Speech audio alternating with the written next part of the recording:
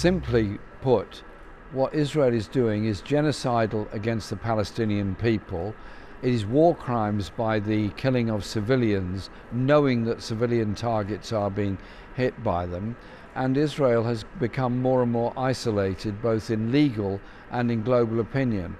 It's only the support of the United States and a small number of Western European countries that allows Israel to continue this policy. So I am part of the global movement in solidarity with the Palestinian people. But I'm also in solidarity with people in Israel who also oppose the occupation. This is people around the world who are shocked and appalled. Can we just go on, just watching on our television screens, knowing every bomb that goes off is being sold by somebody who's made a lot of money out of it and it's killing children? Biden sent a letter to Netanyahu, which was interesting, saying, unless you allow more aid in, we might suspend arms supplies to your country.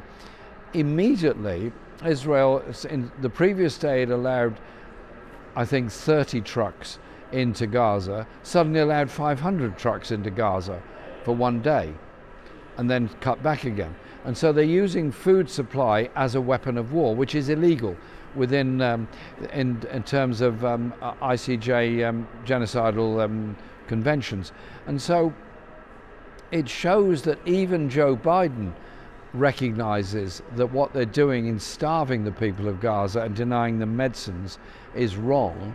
Well, I say to Joe Biden, if you really believe that, good, well then take it all the way and say to Israel, if you continue your acts of genocide against the Palestinian people, no more. And that would stop it tomorrow. And Joe Biden knows that, and Netanyahu knows that. Which economies are the biggest and growing fastest? They're not in Europe, they're not in North America. They're China, they are India, they are South Asia, they are in the global south. Which countries have the largest supply of industrially needed resources? Africa, Latin America, not Europe, not North America. And so the whole global trade and economic system is gradually changing. The development of the BRICS structure means there is now a credible rival to either the euro or the dollar as global currencies, and that is going to grow, it's not going to diminish.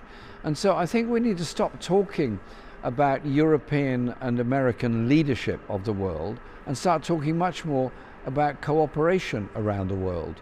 Europe depends heavily on Africa and Latin America for supply of natural resources and a great deal of our food.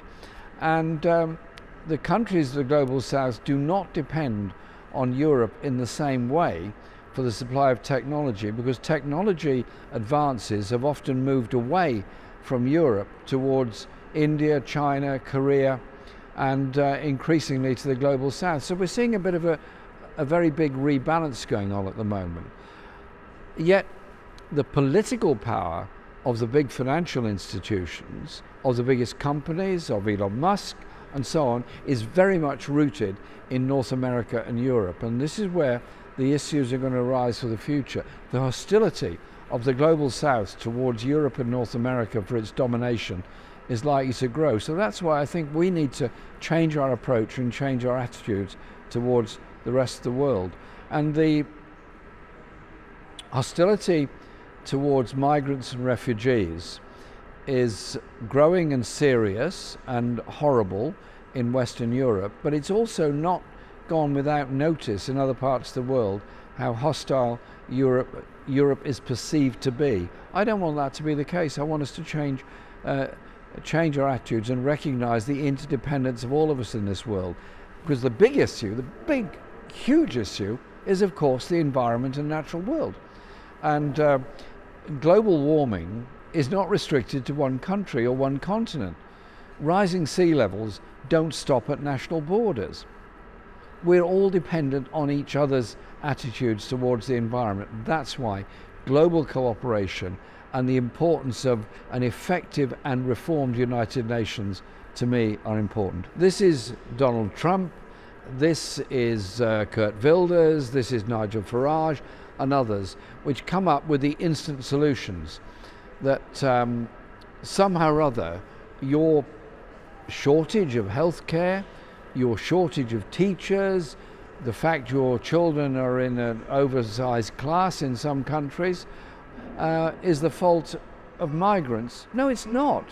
It's the fault of politicians that chose to spend more money on arms than on social needs, that chose to underinvest in public services and chose the road of privatisation in health and so many other services.